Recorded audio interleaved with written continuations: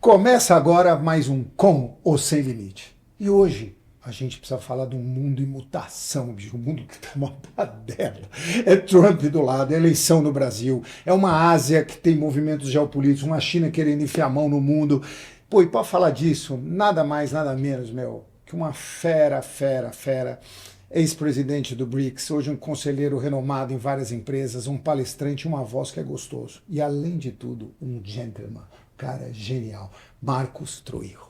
Ah, que bom você estar aqui, meu. Obrigado, Luiz Paulo. Obrigado pela oportunidade dessa conversa. Nossa, eu tô ansioso, tá? Porque a gente está num mundo assim, olha, em mutação. Fala um pouco para mim, olhando lá para cima. É um dos tempos mais agitados que a gente está vivendo dos últimos 50, 60 anos. Dá para falar isso? Luiz Paulo, você sabe que outro dia minha mulher disse o seguinte: meu amor, você está dormindo muito pouco. Você vai dormir 1h30 da manhã, acorda às 5, né? Eu falei para ela: olha, não é minha culpa, é que o mundo está interessante demais. Perder tempo dormindo, o mundo está interessante demais. Eu acho que o que é verdade, Luiz Paulo, é que, por vezes, a ordem internacional, né, as estruturas mundiais, elas funcionam um pouco como um organismo, né? Por exemplo, existe uma fase no organismo do ser humano, né, que acontece entre os 12, 13 e 19 anos de idade, que nós chamamos de adolescência, né?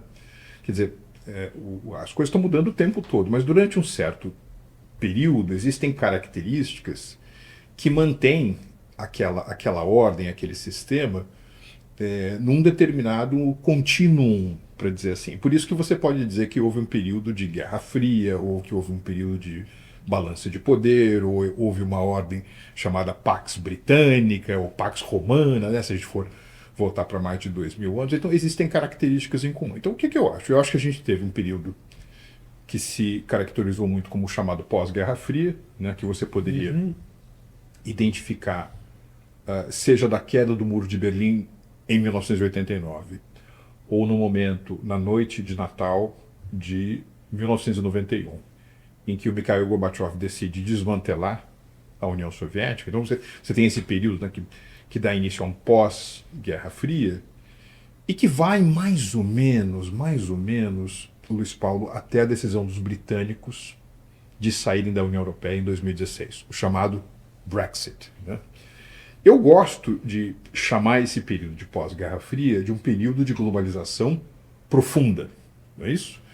Eu acho que esse período de globalização profunda, ele teve quase que uma espécie de um manifesto, né, um documento, uma certidão de validade, que foi aquele livro que seguramente você leu, do grande jornalista do New York Times, né, o Thomas Friedman, publicado em 2005, 2006. Está fazendo 20 anos agora que ele foi publicado, chamado O Mundo é Plano.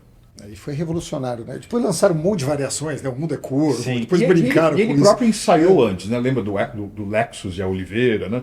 Agora, é interessante que se você lê aquele O Mundo é Plano, e você está numa empresa multinacional, ou se você é o estrategista de um determinado país, e a partir desse livro, daí você projeta a sua bola de cristal para o futuro, o que você vai dizer? O seguinte: olha, o comércio internacional vai estar cada vez mais livre, as fronteiras internacionais cada vez mais porosas, cada vez mais intensos os fluxos internacionais de investimento, joint ventures, compartilhamento de propriedade intelectual. E acontece tudo o oposto. Uma bola de vôlei é desenhada na Alemanha, o couro vem da Tailândia, a cola vem da Malásia, a embalagem vem das Filipinas, a bola é montada na China, ela é transportada até o seu mercado de destino por uma empresa norueguesa, o escritório de contabilidade está na Irlanda, o jurídico está em Zurique, a agência de publicidade é brasileira, made in the world. Você pode ler na bola ali, tá? Made in China, mas ela é made in the world. Boa. Minha impressão, Luiz Paulo, é que esse mundo não existe mais. Sabe quando de vez em quando você recebe uma mensagem no smartphone dizendo o seguinte: se o seu telefone estiver conectado no Wi-Fi, hoje entre as 2 e as 5 da manhã ele vai passar por uma atualização do modo operacional. Então, o mundo passou por uma atualização do modo operacional, e eu acho que a gente substituiu aquele período de globalização profunda, né, em que a globalização estava segurando o manche do avião na cabine de controle, e agora você tem uma outra força que é mais preponderante, e eu acho que ela é preponderante para o horizonte visualizável, que é a força da geopolítica. Né?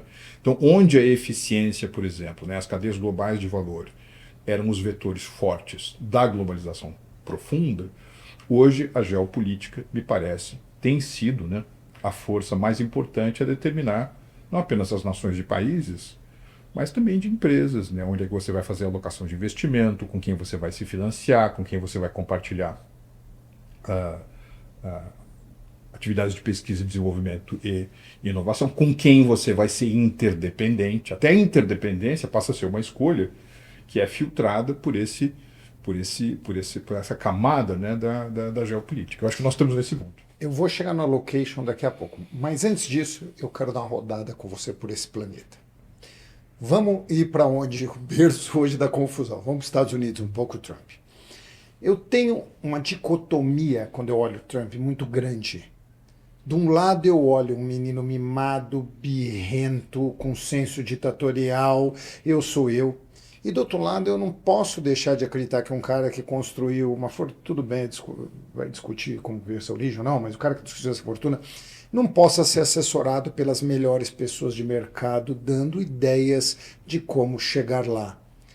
Como, antes da gente até entrar em Irã e entrar na política que o Trump está fazendo, como que a gente deveria ler o Trump?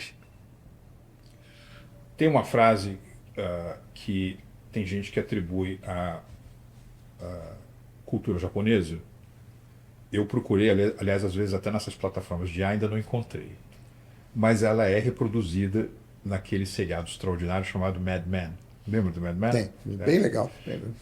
Por exemplo, ali, eu lembro que num episódio você tem uma certa disputa de poder entre um e outro alto executivo da agência, e um executivo acusa o outro de ter uma identidade falsa. E essa acusação é feita ao principal acionista da agência de publicidade. E aí o principal acionista da agência de publicidade diz o seguinte: olha, uma vez eu estive no Japão e ouvi uma frase que me marcou muito, que é a seguinte: um homem é a sala onde ele está. Ou seja, a relação entre a função e a responsabilidade e o indivíduo. É o seguinte, para começo de conversa, Luiz Paulo, o Trump é presidente dos Estados Unidos. Ele é presidente dos Estados Unidos pela segunda vez. Ele é presidente dos Estados Unidos mediante o voto democrático. Então a gente pode gostar mais, gostar menos, né? Mas o povo o colocou lá. O fato é que nós temos que lidar com ele. Nós temos que lidar com ele. Desde 1871, que é o ano em que os Estados Unidos ultrapassam o Reino Unido, a Grã-Bretanha, como maior economia do mundo, faça chuva, faça sol, mais alto, mais baixo, mais gordo, mais magro, democrata, republicano, com guerra, sem guerra, os Estados Unidos têm um piso de 25% da economia mundial. De cada 4 dólares que o mundo produz, um vem dos Estados Unidos. E nós temos que lidar com isso.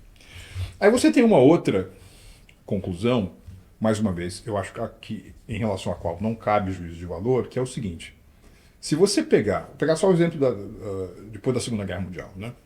Em todos os lugares onde você teve aquilo que nós poderíamos chamar de milagre econômico, Alemanha e Japão depois da Segunda Guerra, Singapura, Coreia do Sul desde os anos 70, China desde 1978, o Chile em alguma medida, Israel desde 1985.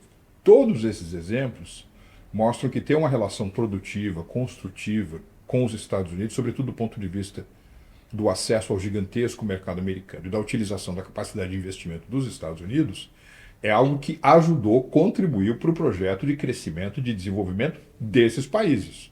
Os chineses não ficaram menos chineses, os alemães não ficaram menos alemães, mas todos souberam utilizar essa relação em alguma medida. Hoje, por exemplo, mesmo no calor daquilo que alguns chamam de ser uma Guerra Fria 2.0, dessa vez não entre os Estados Unidos e a União Soviética, mas entre os Estados Unidos e a China, o comércio de manufaturados entre China e Estados Unidos é de 1,8 bilhão de dólares a cada ciclo de 24 horas. Então a interdependência é brutal. Essa interdependência é brutal.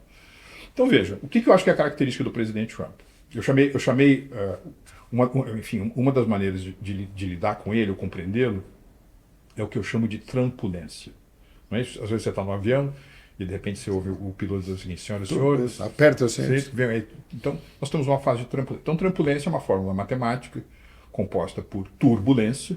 Você tem o estilo do presidente, tem aquilo que é o Scott Bassett, né, que é o secretário de Tesouro, chama de imprevisibilidade estratégica, então, ou seja, é um pouco imprevisível para ter uma vantagem na mesa negociadora. Então você tem essa característica. Agora tem outras duas que eu acho que são muito mais importantes. Uma é a opulência, que significa riqueza. Então veja, nós estamos hoje no momento, Luiz Paulo, em que você tem 3 empresas americanas, Nvidia, Apple e Microsoft, que têm um market cap maior do que o market cap de todas as ações negociadas a cada dia na Bolsa de Frankfurt.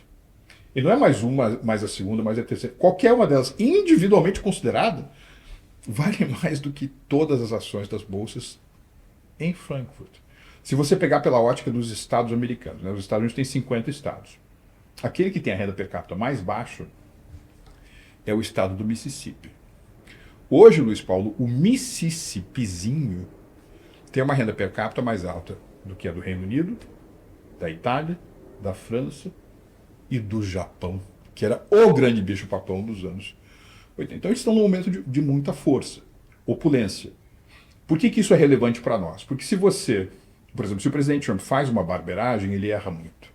Se ele acerta muito também. Os efeitos multiplicadores, as reverberações, são muito impactantes. E aí você tem um terceiro elemento da trampulência, que é a incoerência. Por exemplo, eu acho que essa política de tarifas, essa política comercial, vai machucar muito os Estados Unidos. Eu também.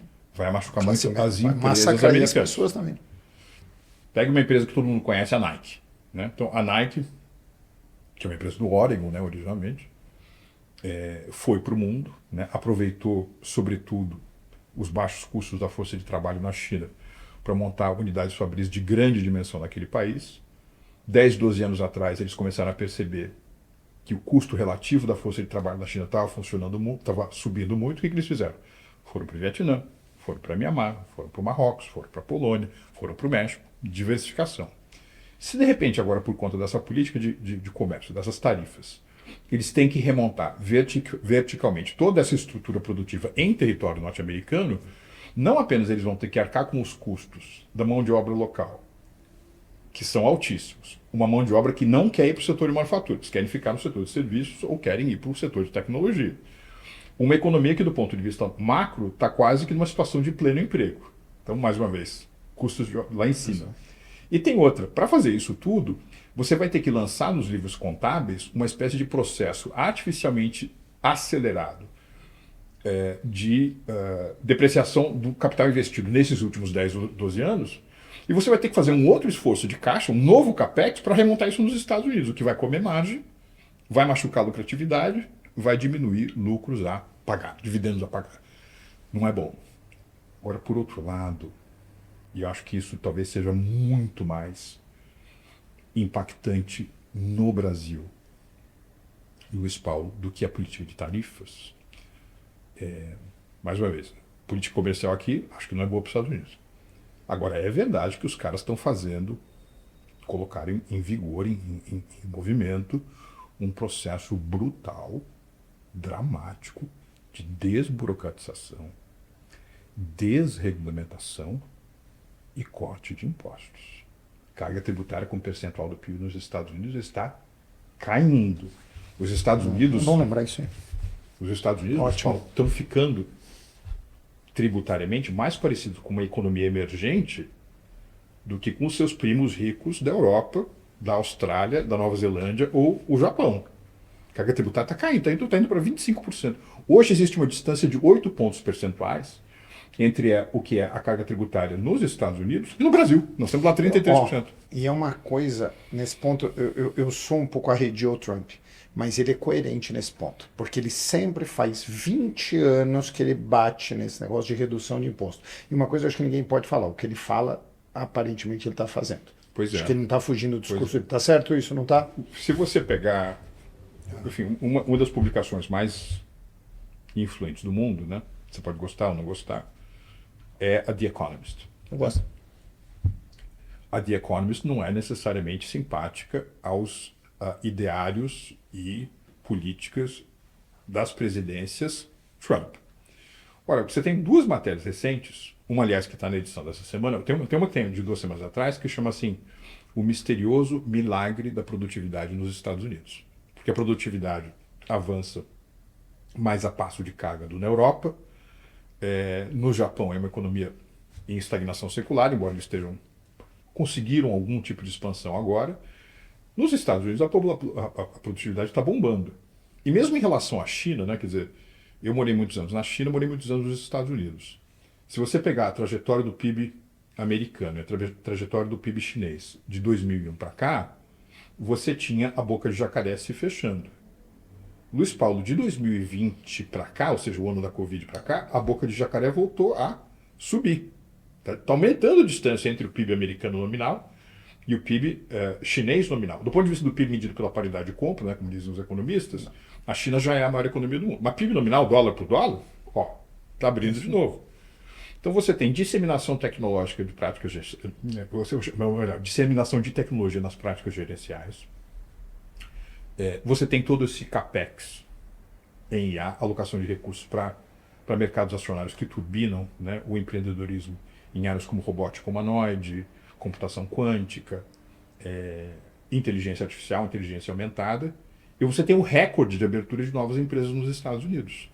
Nessa semana aqui tem uma matéria de The Economist dizendo que os Estados Unidos se tornou paraíso dos empreendedores.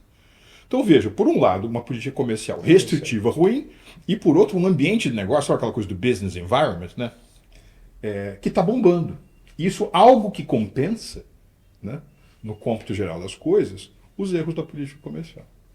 Então, tua visão no final é que o saldo Trump, apesar da trumpulência, é positivo para os Estados Unidos.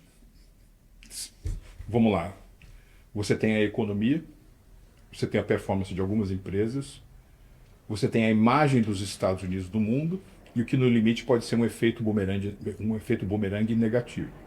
Por exemplo, eu gostaria de ver os Estados Unidos mais ativos na OTAN do que eles parecem ser agora. Eu gostaria de ver os Estados Unidos mais construtivamente operando na Organização Mundial do Comércio do que agora. Eu queria ver os Estados Unidos mais ativos na modernização do Fundo Monetário, do Banco Mundial, da ONU, do que agora. Então, será um legado.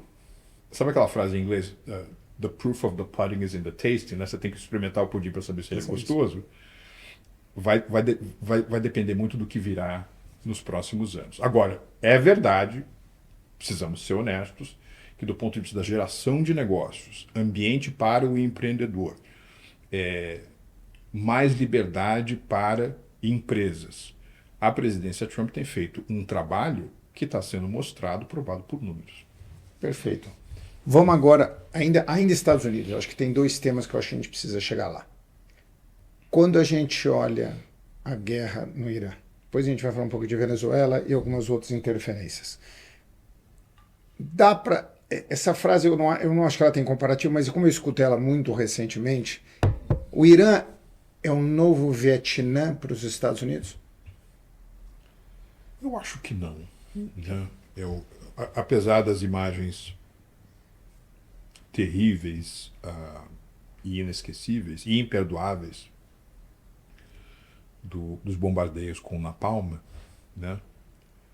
A guerra do Vietnã foi também uma guerra de pelotões, grande contingente físico, né?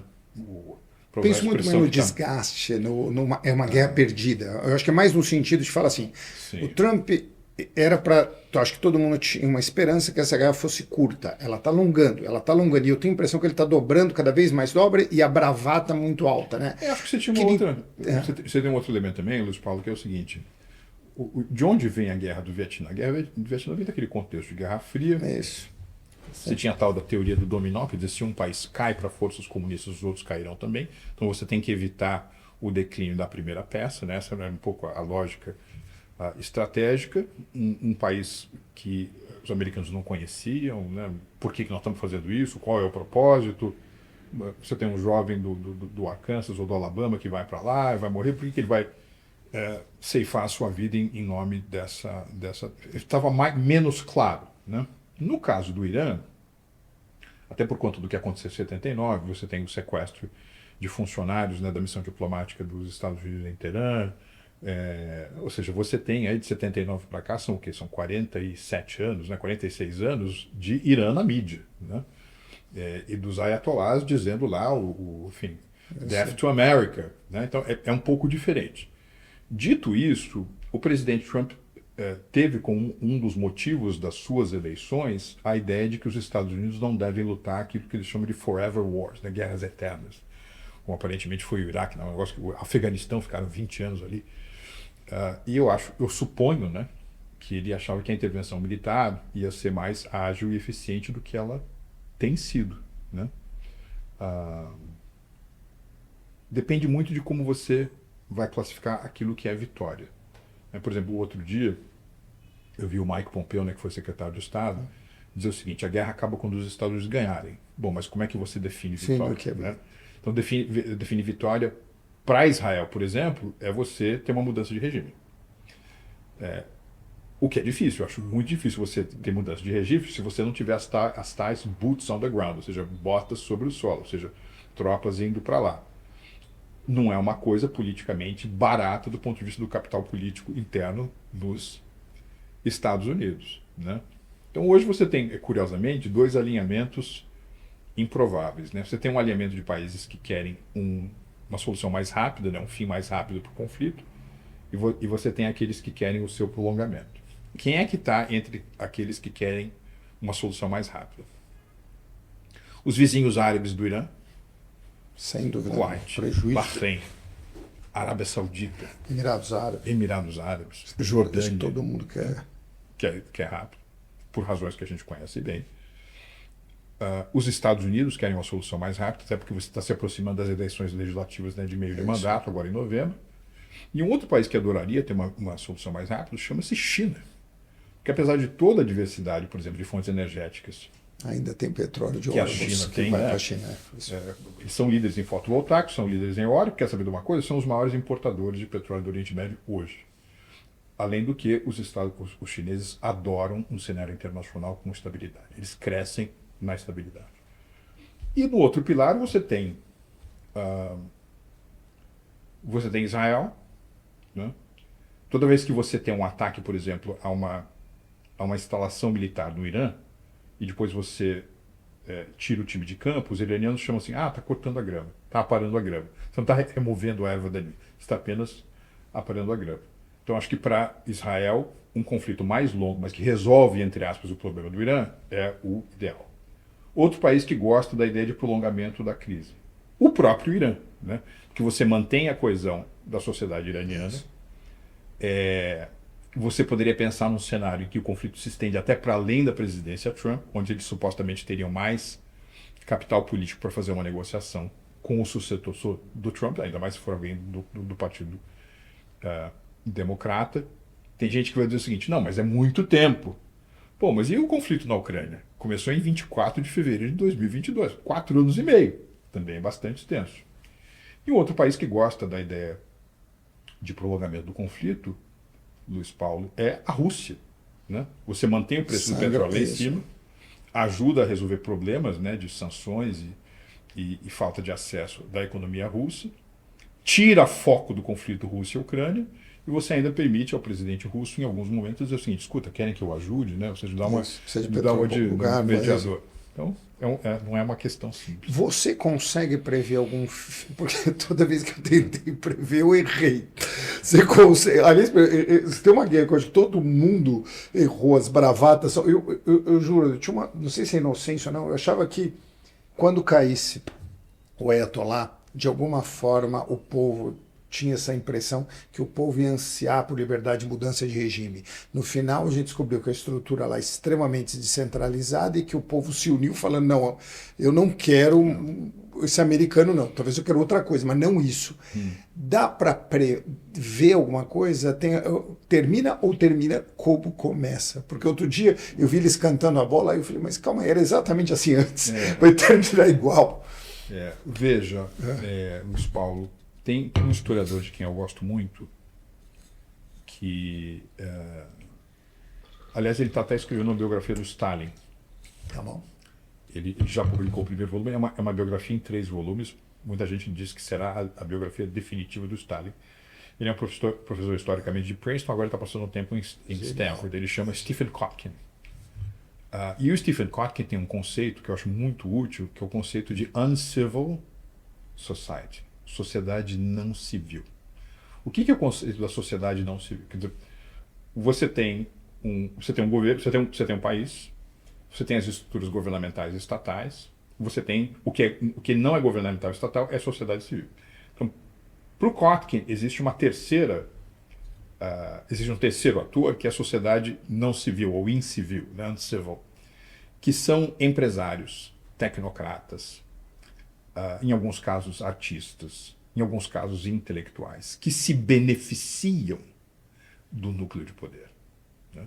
Então é um número maior do que simplesmente você olhar, por exemplo, o Ayatollah, ou o presidente iraniano e o gabinete, ou ainda, se você quiser alargar um pouco mais, os membros da chamada Guarda Revolucionária. É um número muito maior. E ele é tanto maior do ponto de vista nominal, quanto for maior a população. Então, o Luiz Paulo, assim, em termos de população, o Irã é o tamanho da Alemanha, 90 milhões de pessoas. Isso é. Então, se você tem 5% da sua população na chamada Uncivil Society, você tem 4,5 milhões de pessoas que estão ali enxergando o futuro como menos favorável para eles próprios se você tiver uma mudança de regime. Então, os caras seguram a onda, não largam a mão. Tá certo?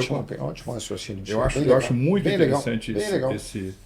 eu acho muito interessante esse. Eu fui para Teherã 2 vezes.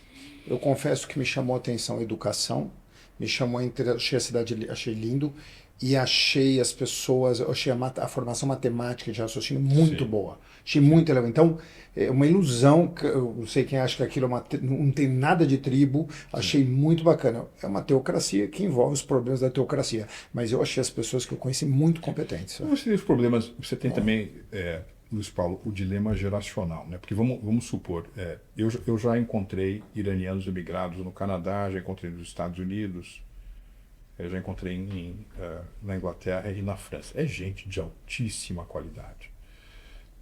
Só que, em geral, você vai ter pessoas que, vamos supor, se você utilizar o ano de 1979, né, que é o ano da Revolução Islâmica, como referência, se você tem um iraniano que se tornou maior de idade nesse ano, ele é um iraniano que nasceu em 61, portanto, hoje ele é um homem ou uma mulher de 65 anos de idade. Então, ele não tem a experiência pré-Revolução Islâmica como referência. Ele perdeu muito, ele obviamente tem, né, um apego cultural, né, de raiz, mas ele não tem mais a experiência cotidiana do que é um outro regime que não é iraniano. Se você não tem essa outra referência, fica mais difícil também você construir. E tem outra, como já faz muito tempo, né, de 79 para cá, né, são 47 anos, essas pessoas, nessa elite iraniana emigrada, reconstruiu a sua vida, se tornou canadense, se tornou americana, se tornou britânica, se tornou francesa. Uma situação difícil dele, muito difícil. Vamos mexer de novo o tabuleiro. Queria um pouco com você para o lugar que você navega em berço esplêndido. Vamos para a Ásia. As 2 perguntas que eu tenho que começar, acho que tem muita coisa para falar, mas as 2 perguntas nós vamos viver os próximos 30 anos ou 100 anos sobre o domínio chinês? E a segunda pergunta, por que a China ainda não tomou Taiwan? Então, Luiz Paulo, tem um economista, né, que eu gosto muito, já falecido, chamado Angus Maddison, né? Ele foi economista-chefe da OCDE, Organização para a Cooperação e Desenvolvimento Econômico. E ele era um intelectual super ambicioso. Por exemplo, ele utilizava ferramentas históricas, né, econométricas, para tentar medir qual era o PIB do mundo no ano em que Jesus Cristo nasceu.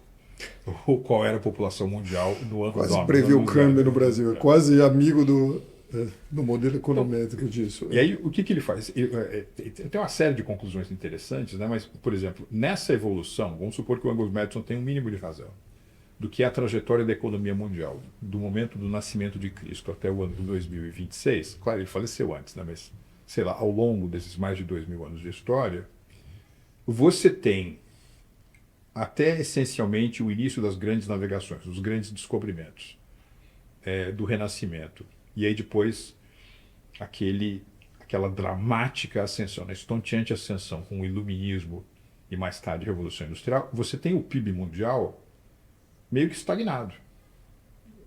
Os anos vão passando, mas o crescimento marginal daquilo que nós poderíamos chamar de economia mundial é muito pequeno. É a Revolução Industrial no limite que chuta o teto lá para cima.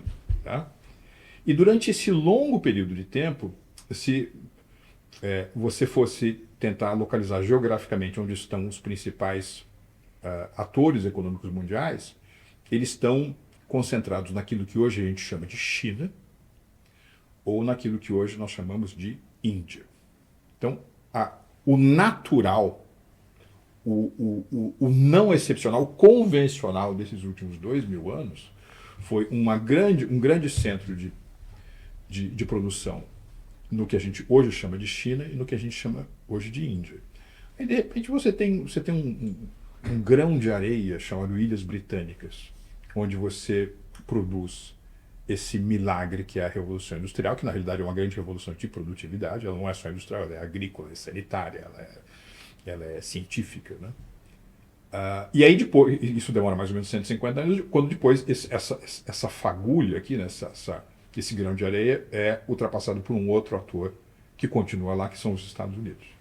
Então, Estados Unidos e Reino Unido, né, com maiores economias do mundo, são a exceção da história. O que é, entre aspas, normal é Índia e China. Né?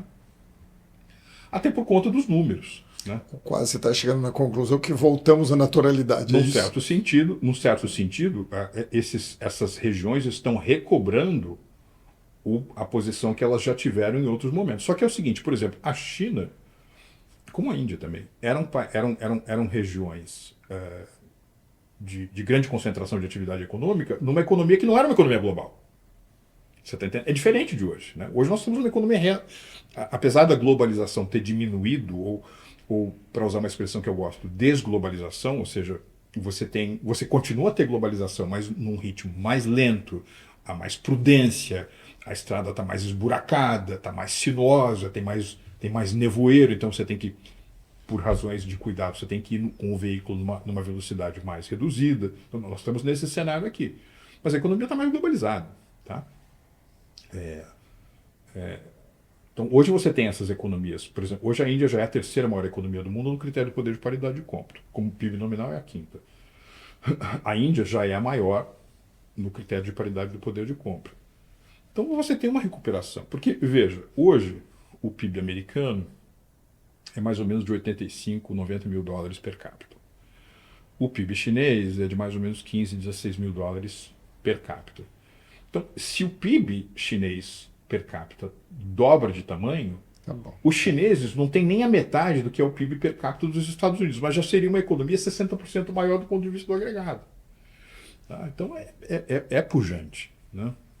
Existe um sujeito, né, um analista, um diplomata que eu gosto muito, né, de Singapura, chamado Kishore Mahbubani, e ele tem um argumento que é o seguinte: Luiz Paulo, eu não sei daqui a 10 anos quem será a maior economia do mundo, se será os Estados Unidos ou a China.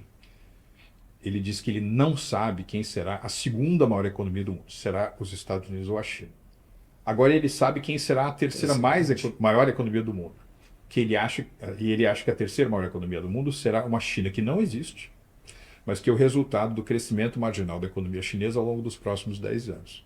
Porque veja, se você é um país que cresce 5% ao ano, baseado num PIB nominal de 20 trilhões de dólares, você cresce $1 bilhão ao ano. $1 bilhão ao ano, né, na conta do padeiro.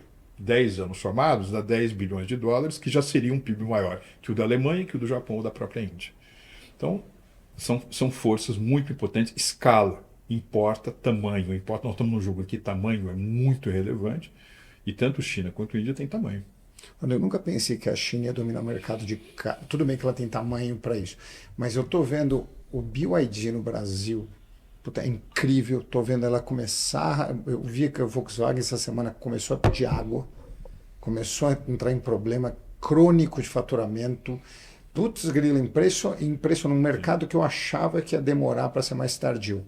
AI, moçada enfiando a mão. Você falou de energia, que eu acho que já tem um domínio total. Vamos voltar a Taiwan. Tá. China já deveria ter botado a mão em Taiwan ou não? Me perdoe, Tá. tem dois temas do seu ponto anterior que a gente acabou não falando, que é se a China vai dominar e por que a Eu China não entendi invade que Taiwan. você subentendeu que sim, que a China chega lá. Então, mas talvez a minha dúvida seja o termo dominar, né? O termo dominar. Vamos chamar de PIB nominal, vai? Vamos chamar de PIB nominal, para a gente criar um... Sabe por que não dominar? Porque é o seguinte, vou falar um pouco aqui de mais num nível impressionista, tá? Tá bom. Os Estados Unidos, né, que são a maior economia do mundo, têm sido a maior economia do mundo durante já mais de 100 anos. A expansão econômica, né, dos Estados Unidos, aliás, o próprio jeito americano de atuar, sempre foi um jeito de expansão, né? Que eu acho que até está vinculado um pouco àquele momento matricial, o nascedouro dos Estados Unidos, da democracia americana, né? Go West, né? Vai lá pro oeste, né? Vai conquistar o território, vai se expandir. Quer dizer, mesmo hoje, você não tem nenhum país do mundo, Luiz Paulo, que tem tantas empresas transnacionais operando em tantas jurisdições ao mesmo tempo do que os Estados Unidos. Tá certo? By far, assim. Outro dia tinha um sujeito comentando comigo, assim, você está criticando, né, que a soma de exportações e importações no Brasil representa apenas 23, 25% do PIB brasileiro. Mas os Estados Unidos são a mesma coisa. É verdade. Só que o número de empresas transnacionais no Brasil é ínfimo, sobretudo comparado com o deles. Eles estão praticamente em todas as jurisdições do mundo. Mesmo na China, o principal destino do investimento estrangeiro americano no mundo de 2001 até 2018 não foi a Austrália, não foi o Reino Unido, não foi o Canadá, não foi o Brasil, foi a China. Né? Aliás, vice-versa. Então, o que eu acho? Eu acho que a China está crescendo. Uma parte importante do que a China tem de sua expansão econômica ao longo desse período, né, que se inicia em 78 com as reformas do Deng Xiaoping, tem que ver com ela se abrir para o mundo e o mundo se abrir para ela. Agora, curiosamente, e de certa forma, eu acho que isso não é bom para a China, ela está voltando a se ensimesmar. Está se voltando a uma coisa mais para dentro, sabe? Por exemplo, o comércio exterior com o percentual do PIB da China está caindo. Né? Ela está mais dependente do seu próprio mercado interno. Né? Eu morei alguns anos em Xangai. Em geral se dizia o seguinte, Pequim é muito chinesa, Xangai é muito cosmopolita. Xangai está ficando super chinesa também. Mesmo Hong Kong, né, que sempre foi talvez o exemplo máximo, né, também está ficando muito chinesa. Então você tem esse processo. Aliás, eu acho que a China, né, é curioso, a própria palavra China, nem chinês, Zhonghuo, significa o país do centro, o império do meio. Né? Se você está assistindo, por exemplo, o telejornal das 20 horas, né, na China, né, quando você olha lá para o âncora, atrás dele tem o mapa mundi, não é aquele mapa mundi que é dividido ao meio pelo meridiano de Greenwich. Quem está atrás do âncora, né, como um centro que referencia o resto do planeta, é o território chinês. Então, os chineses têm muito isso, até do ponto de vista arquitetônico. Quais são as duas construções mais conhecidas da China no mundo? A muralha da China, que é o que protege o que é interno daquilo que é externo, e a cidade proibida, que é o coração do poder, né, em Pequim. Então, eu acho que, enfim, a China ela quer extrair coisas do mundo, ela quer conquistar mercados, ela quer ter uma parcela importante, mas ela é muito chinesa. Ela não tem um projeto, por exemplo, de compartilhamento global de visões de mundo e de valores chineses. Né? Você pode dizer o seguinte, existe uma certa coisa ocidental da democracia representativa, do sistema multipartidário, do Estado de Direito, da liberdade de empreender, da livre iniciativa, né? Quer dizer, são valores expansíveis ou expandíveis. Agora, que valores tipicamente chineses a China gostaria de exportar para o resto do mundo? Aí eu tenho mais dificuldade de observar. Sobre Taiwan. Os chineses acham que Taiwan é deles. E você tem uma coisa interessante dos chineses. Os chineses gostam de história, eles leem história. E eles acham que o tempo... Lembra aquela música dos Stones, Time is on my side? Os chineses acham que o tempo está do lado deles. Haverá um momento em que, naturalmente, essas coisas vão acontecer. E talvez essa noção de que o tempo pode ajudar se tornou ainda mais relevante no contexto daquilo que hoje é uma das cadeias de produção mais absolutamente impenetráveis do mundo, que é dos chamados semicondutores. Você tem um bichinho lá em Taiwan chamado TSMC, Taiwan Semiconductor Company, que tem o quê? 90, 91% da produção mundial de semicondutores. Então, se você tem uma ação beligerante sobre a ilha, dá uma barbeiragem qualquer. O mundo para, fica tudo mais da noite. Você deu um tiro errado? Eu já vi celular, já teve uma crise de celular agora, pouquíssimo. A humanidade volta 25 isso. anos para trás. Então, acho que isso acaba sendo um grande. Agora não seria inteligente, quem a gente, né? Sonhos grandes, mas não é um momento, os Estados Unidos enfiando a mão em alguns lugares no mundo. Rússia tentando abocanhar algum pedaço da Ucrânia de alguma forma. Seria um momento que ela não teria. Lógico que os Estados Unidos levantaria um pouquinho a mão, mas os Estados Unidos vai querer outra confusão na vida dele, ainda mais com um animal daquele tamanho. Seria um dos momentos, eu acho que assim, perfeitos de aproveitar a deixa. Seria um momento perfeito. Então, não sei se. Lógico, a turma deve saber bem mais que a gente se é o momento perfeito ou não, ou se tem um outro jeito sem confusão nenhuma de se apropriar de tudo. Então, não sei.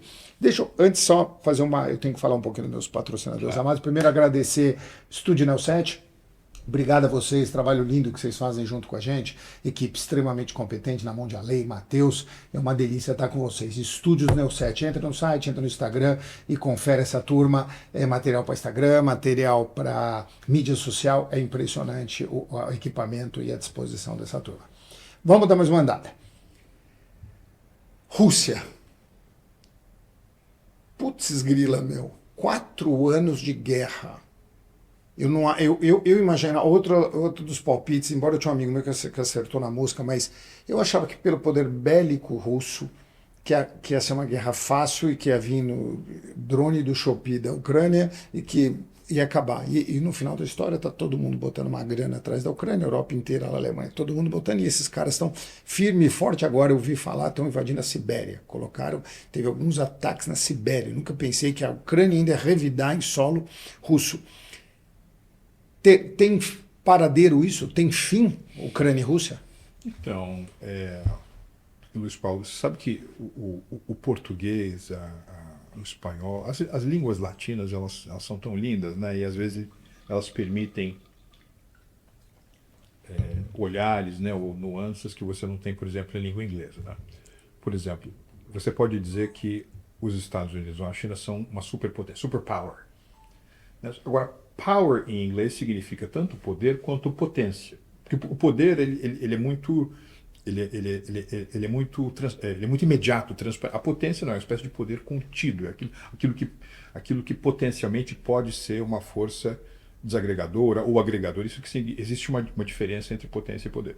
Eu me lembro de ter publicado um texto anos atrás chamado Rússia, no argumento de que ela não era mais uma superpotência, mas era um superpoder. Por quê? Você tem armas nucleares. 2, você tem uma força convencional grande, não é isso? 3, extensa, populosa. Maior país do mundo, 145 milhões de pessoas. É um produtor importante de alguns dos ativos energéticos de que o mundo precisa, minerais também. É um superpoder. Agora, ela é uma economia relativamente pequena. Né? Aliás, se você pegar o Canadá, se você pegar a Rússia, né, o PIB per capita do Canadá é mais ou menos 3 vezes e meia, 4 vezes maior que o da Rússia. Por quê? Né? Aliás, outro mistério que sempre me faz pensar é o seguinte: não é capital humano, não é ser humano, não é educação que faz toda a diferença. Então é o seguinte, num determinado momento a União Soviética, e muito por conta da Rússia também, era o país do mundo que tinha o maior percentual da sua população com curso superior completo, chamado educação terciária. E é difícil, Luiz Paulo, você perceber uma manifestação da alma humana em que você não tenha um grande protagonista russo. Na música.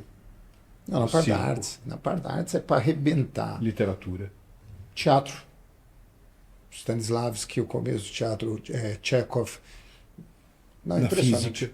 Impressionante. Na tecnologia aeroespacial. Na medicina. Eu concordo. No esporte. Na dança. Pergunta, por que a Rússia não é rica? Se você tem todo esse capital humano, você tem toda essa... Por que ela não é um país tão rico quanto os Estados Unidos, ou como o Canadá, ou como a Austrália? Por isso que você tem esse Daron Acemoglu, né, do MIT, né, que ganhou o Nobel de Economia, que fala que instituições importam, né, instituições que são conducentes a mais inovação, mais mercado, etc., e outras não são. Então você tem alguma coisa na Rússia que não funciona do ponto de vista da geração de prosperidade como em outros países e outras jurisdições. A Rússia sempre viveu uma tendência ditatorial. Você pega os 500 anos lá de, como chamava, a família que ficou lá 500 anos, que termina no Alexander. Mas pega ele, depois você pega Stalin, Romanov. depois você Romanov. Aí depois você pega Stalin, depois você pega Putin. Putz, grila, e são dinastias altamente corruptas. Todas elas arrebentaram. Eu não sei se também algo daí com uma oligarquia muito controlada pelo governo, quem ganha dinheiro é quem eu deixo ganhar. Eu não sei se isso drena o emergente, todo emergente lá morre com plutônio. Então, não sei, qualquer um se rebelou um pouquinho, tchau. Não sei se isso. Tá? E é um país lindo, estou contigo. O fato é que a arquitetura russa, que coisa, né? Os metrôs, né? Os metrôs mais fantástica do mundo. Muito impressionante. Mas, de qualquer maneira, nesse contraste entre superpotência e superpoder, eu tentava argumentar que a Rússia não é mais uma superpotência, mas é um superpoder por conta desses ativos, entre outros, desses ativos militares e energéticos. Agora, nós aparentemente entramos numa situação em que um país que não tem marinha, como é o caso da Ucrânia, por conta dessa tecnologia de drones, né, por conta dessas novas maneiras de fazer guerra no front, que são muito intermediadas por tecnologia, consegue fazer frente a um país como a Rússia, que, mais uma vez, numa leitura inicial, parecia ser um superpoder. É muito interessante aquilo que está acontecendo. E é muito interessante também as reverberações estratégico-industriais do que acontece ali, né? Eu não sei se você gosta dele, mas tem um historiador britânico contemporâneo chamado James Holland. Né? James Holland falou assim, olha, a guerra, a gente geralmente se concentra muito nos aspectos estratégicos e mesmo nos aspectos táticos, né, na guerra de trincheira, etc. Só que você tem os aspectos operacionais. Quer dizer, por exemplo, você tem uma boa oficina para consertar os seus tanques, você tem uma boa fábrica para produzir o seu obus, né? E hoje a Ucrânia está se convertendo no principal hub de manufatura de drones de orientação, de uso dual, ou seja, você pode utilizar, por exemplo, para agricultura, você pode utilizar para carregar um artefato militar no mundo. Não é isso? A Ucrânia, super recente, a guerra tem 4 anos e meio. Eu acho tudo isso assustador, mas fascinante. Eu também. Vamos vir para perto agora para a gente começar a entrar na beirinha aqui. Milei vem para cá, numa convenção do Flávio Bolsonaro, e mete a bomba no Lula. E vai lá e faz o que tem que fazer. Eu tenho uma simpatia por ele, eu acho que o Milei era necessário na Argentina. Eu tenho essa eu acho que as coisas, apesar deles passarem esse tempo sofrível, eu acho que não teria forma de fazer um ajuste que não fosse dessa forma sofrível, não teria jeito. Mas também vim para cá esclachar um presidente, não sei se ele acaba criando um incidente diplomático entre os países ou não. Queria te ouvir tua visão um pouco do Milei. Você acha que ele está sendo... Ele tem que fazer... É isso que ele deveria fazer mesmo? Daria para fazer... Exige o smooth, exige uma transição mais calma que ele poderia ter feito para um modelo mais honesto. E como que você está vendo a Argentina? Tem muita gente que no momento, né, das últimas eleições da argentinas, aqueles que não conheciam o Javier Milei, e eu era um deles, eu conhecia muito pouco, achavam que ele era uma figura como outros líderes populista, louco, de direita, que se valem muito de ferramentas de guerra cultural, né, de exagerar na comunicação para fazer sua agenda avançar. Só que o fato é o seguinte, eu já assisti palestras em que Javier Milei fala durante 90 minutos sobre John Stuart Mill, ou sobre Hayek, ou sobre Popper, sem um único material de apoio.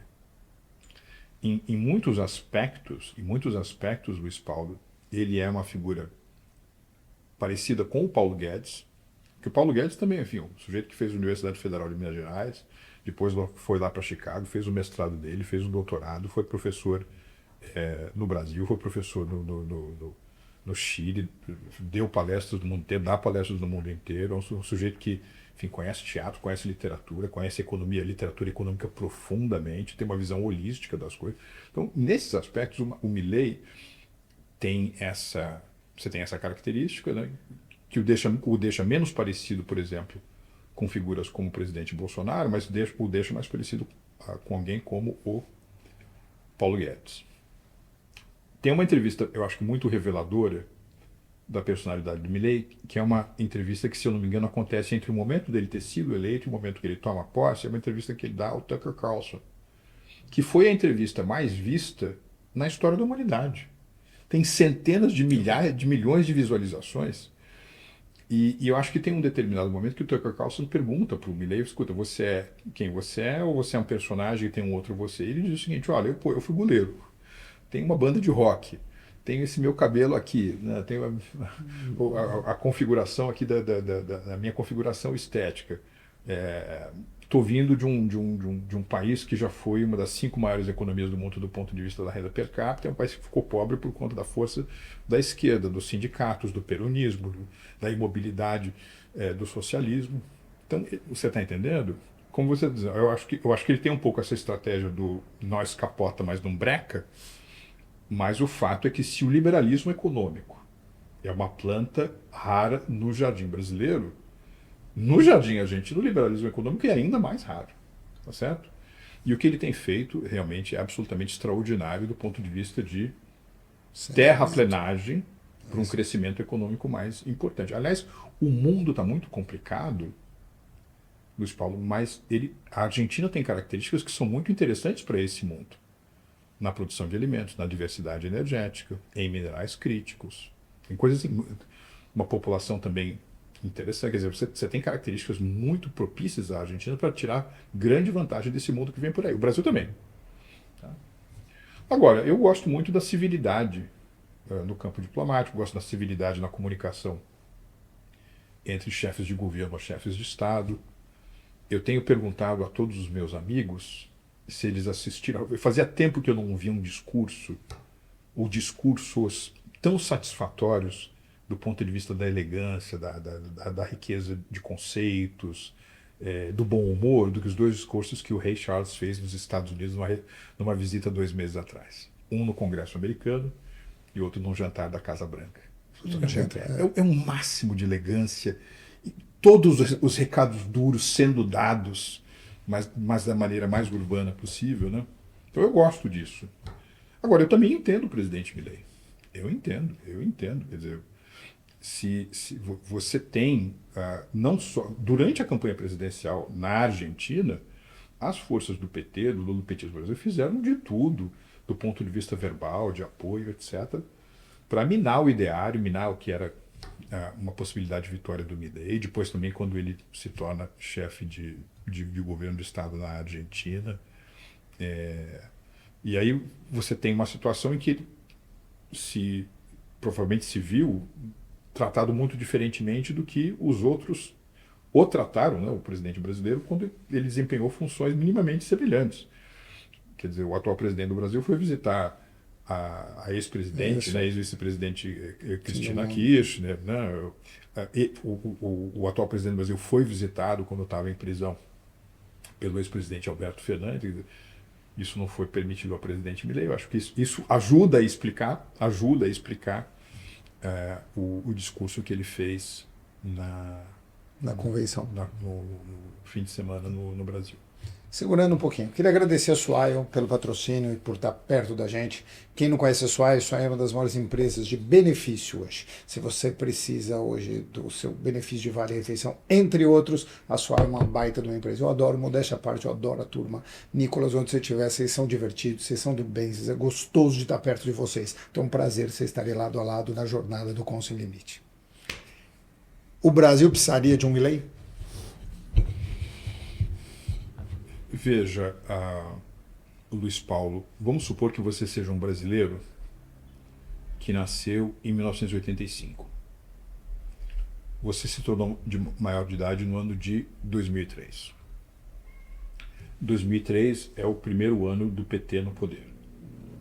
Se você tiver uma recondução do atual presidente a mais um mandato de 4 anos, Isso quer dizer que esse brasileiro ou essa brasileira que fez 18 anos em 2003, em 2031, que é quando se conclui o próximo mandato, ele será um homem de 46 anos de idade ou uma mulher de 46 anos de idade que terá vivido todos os dias úteis da sua vida num país governado pelo PT. Dá mais de 80% do tempo. Se fosse uma semana, na segunda-feira o país é governado pelo PT, na terça-feira pelo PT, na quarta-feira pelo PT, na quinta-feira pelo PT, na sexta-feira pelo PT, sábado depois do almoço, o PT entrega a chave do país para ser administrado por outro grupo político. No domingo à noite, quando você está assistindo os gols da rodada, os caras tomam a chave de novo. É muito tempo, né? E tem uma frase que é atribuída ao Mark Twain, segundo a qual, com o tempo, os políticos e as fraudas devem ser tocados pelas mesmas razões. Então, veja, o que tem no meu receituário aqui, o que é referência para mim? É liberalismo econômico, é livre iniciativa, é o papel do empreendedorismo, é a questão do role models, a meritocracia como bússola. Estudou, trabalhou duro, teve uma visão, teve iniciativa, você deve ser remunerado por isso, não pela sua filiação partidária ideológica, ou de quem você é amigo, se você é cupincha deste ou daquele, democracia representativa, Estado de Direito. Então, esses são os meus valores. Então, não me parece que nesses últimos 25 anos, quem está no poder no Brasil tem grande afeição por esses valores. E, aliás, essa é uma das razões pelas quais você é um exímio gestor, empreendedor, você sabe isso, tem um negócio chamado KPI. Key Performance Indicators. Né? Os indicadores de desempenho nesses últimos 25 anos, comparados com outros países, são ruins. Então o que você precisa fazer? Se fosse uma empresa, você faz o quê? Você troca o presidente. Troca a equipe diretiva. É o que nós precisamos fazer. Eu acho que nós precisamos de alguém... Agora, política é imperfeita, hein? Política é imperfeita. Nós precisamos de alguém que se aproxime mais de abraçar esses ideários do que nós temos hoje. Então, por exemplo, presidência Temer, tá certo? Presidência perfeita ou imperfeita? A presidência é imperfeita, mas se aproximou mais dessas coisas, foi um governo muito reformista do que aqui. Se você pegar, por exemplo, o trabalho do ministro Paulo Guedes durante o presidente Bolsonaro, Paulo Guedes, Tereza Cristina, adoro a Tereza Cristina. O nosso agora governador Tarcísio, à época ministro da Infraestrutura, quer dizer, nós nos aproximamos mais disso, e tem outra, foi uma presidência muito impactada pela maior crise de saúde pública que a humanidade já viu desde a gripe espanhola do século passado, que é a crise do Covid, tá certo? Então, eu acho que a gente precisa de uma mudança de governo e alguém que, mais uma vez, nos aproxime mais desses objetivos aqui. O Bolsonaro, estou contigo, tá? Concordo com os meus ideais, sou empresário, acho que eu tenho uma visão muito parecida com a tua. Mas o Bolsonaro também não foi o meu sonho do que eu gostaria. Eu gostaria que alguém tivesse colocado um ritmo de privatização muito maior, gostaria mais desburocratização. Acho que o Brasil precisa de uma agenda maior um pouco de crescimento. Dito isso, não. Porra, Tarcísio agora não seria o cara certo. Eu vejo essa disputa, uma direita extremamente fragmentada em vez de unida com o ideal, que eu acho que todos pensam parecido. Você conversar com o Caiado, você conversar com o Zema, você conversar com o Renan, você conversar... O único que eu não vejo esse discurso é o Flávio Bolsonaro, tá? Esse discurso mais mercadológico, mais direito. Vamos depender. Será que se um Flávio ganhar, teremos mais 5 anos? Lógico que vão ser melhores, porque vai ter renovação, então não tenho dúvida que vai ser melhor, mas não poderia ser muito melhor ainda. Vamos lá, Luiz Paulo. Falar um pouquinho sobre a presidência Bolsonaro, né? Presidente Jair Bolsonaro. Quem nomeou o presidente da Petrobras, ou quem sugeriu o presidente da Petrobras para o presidente Bolsonaro? Foi o ministro Paulo Guedes. Presidente do Banco do Brasil, ministro Paulo Guedes. Caixa Econômica Federal, ministro Paulo Guedes. Presidente do BNDES, ministro Paulo Guedes. Não, teve muita coisa legal. A minha função, eu fui secretário especial do Comércio Exterior e Assuntos Internacionais. Né? Era uma coisa mais ou menos semelhante ao que hoje é o Ministério de Indústria e Comércio. Uma parte mais de política industrial ficava com outro secretário especial. Eu cuidava disso e cuidava também de uma agenda que estava estilhaçada pelos planos ministérios. Então, a agenda do G20, a entrada do Brasil na OCDE, relações com os bancos multilaterais, tudo isso ficou embaixo de mim. Sabe que favor político ou que ingerência eu tive do presidente Bolsonaro? Zero. Zero. Eu ouvi falar. Depois eu fui presidente do Banco dos BRICS, né? Que é um banco que tinha 10 bilhões de dólares de capital integralizado. Sabe que favor o presidente Bolsonaro me pediu? Ou, por favor, arruma um emprego para fulano, dá uma olhada especial nesse projeto aqui. Zero. Zero. Tá certo? Muita gente o critica por ele ter uma posição mais de anteposição, né, anti-China, né? Só que as nossas exportações para a China durante a presidência para ele só aumentaram. Né? E ele, sabe o que ele dizia? Vamos fazer negócios com todas as partes do mundo sem viés ideológico. Então você tem, sabe aquela coisa do ruído e do sinal, né, que está tão na moda falar? Assim, do ponto de vista das coisas concretas, vamos lá, tem gente que diz o seguinte: a imagem do Brasil no exterior piorou durante o governo Bolsonaro.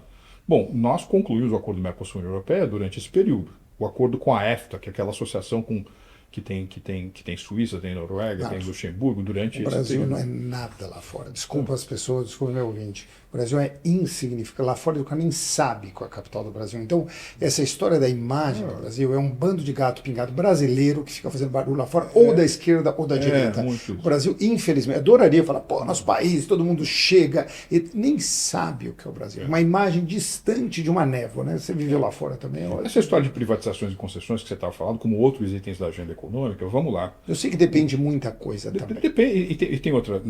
Sabe aquela coisa do José Ortega y Gasset, de eu sou eu e minhas circunstâncias? Depende das circunstâncias.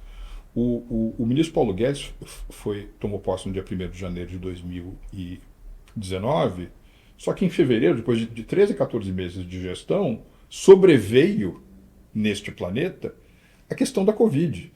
E aí, sabe o que essa situação me fez pensar, Luiz Paulo? Que parecia muito um jogo de tênis em que só o seu adversário saca. Porque no jogo de tênis você faz o quê? Ao sacar, você implementa a sua estratégia. Você tem uma estratégia, eu vou sacar daquele jeito, que o sujeito vai ter que responder dessa forma, e aí em seguida é por aqui. Agora, se só o outro saca, você só fica ali se defendendo, que é um pouco a maneira pela qual você tem que lidar com uma crise dessa dimensão, dessa proporção. Né?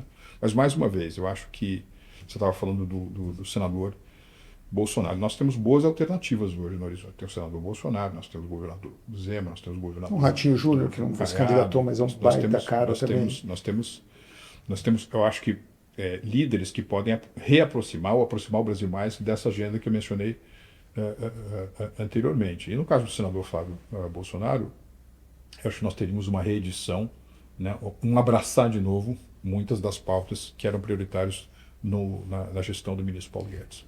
Marcos, eu falei para você, a gente conversou isso antes daqui, eu sou um otimista, mas eu estou nos momentos que eu estou achando tudo estranho. Né? Eu olho para o judiciário, um excesso de poder de qualquer forma, indiscriminado, a gente olha assim, como que é para os outros, como que é para mim a lei, para os outros a lei, né? Para mim o poder...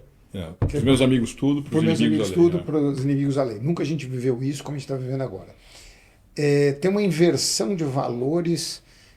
A gente acha normal, eu brinquei com você, de andar de carro blindado no Brasil. Pô, tem 2, 3 países no máximo, coisa no mundo inteiro que você anda de carro blindado. Você tem um PCC se virando uma mega estrutura e acho o combate disso marginal perto do que poderia ser feito. É um momento... População endividada. Bet, falem o que foi liberado agora nesse governo. A gente, como que está reclamando de endividamento se você libera a Bet? Uma coisa que é contraditória. Não dá para fazer isso. Então, tem uma mutação acontecendo. Eu não acho uma mutação para positivo. Eu não acho que os valores que a nação estão querendo... E culmina na Copa do Mundo, que eu confesso para você, fiquei um pouco irritado com os jogadores. Primeiro, eu não conhecia 90% dos jogadores. Foi a primeira Copa do Mundo que geralmente eu torcia para o Marcinho, que jogava no Corinthians, o João do Fluminense, o Zezinho do Santos. Eu adorava ver os caras falar, pô, já vi ali. Eu não conhecia nenhum desses nomes. Eu não vi nenhum com orgulho de vestir a camisa brasileira. Nenhum assim, pô, tô aqui, eu tenho que vencer isso. Nada. Dia seguinte, estava o Neymar no campeonato como chama, de pôquer. O outro estava jogando. Eu falei, o que é isso? Pô, os caras de luto, segurar, o que aconteceu? Não sei, eu tenho visto uma nação que precisa retomar um pouco essa vontade de fazer o certo. Como que. Você queria saber se a tua visão é parecida, se eu estou um pouco, às vezes tem épocas que a gente fica mais chateado, tem épocas que a gente fica mais otimista. Precisa mudar, tá certo? Só sobre essa questão do futebol, o meu querido e falecido pai era amigo do filho do Zizinho, que jogou a Copa de 50 e jogou aquele terrível 2-1 contra o Uruguai no Maracanã, o chamado Maracanazo. E eu me lembro do filho dele contando pra gente, né, de como o pai ficou absolutamente triste naquele dia, né? E triste e um pouco temeroso, né, dos populares, né, da torcida, ter alguma reação até física contra os jogadores. De modo que ele teve que esperar muito tempo, né, horas e horas, antes de sair do vestiário, para poder pegar o ônibus e ir para casa. Ou seja, o cara jogou uma final da Copa do Mundo, no Maracanã, e depois voltou para casa de ônibus. Ônibus público. Então as coisas estão muito diferentes hoje.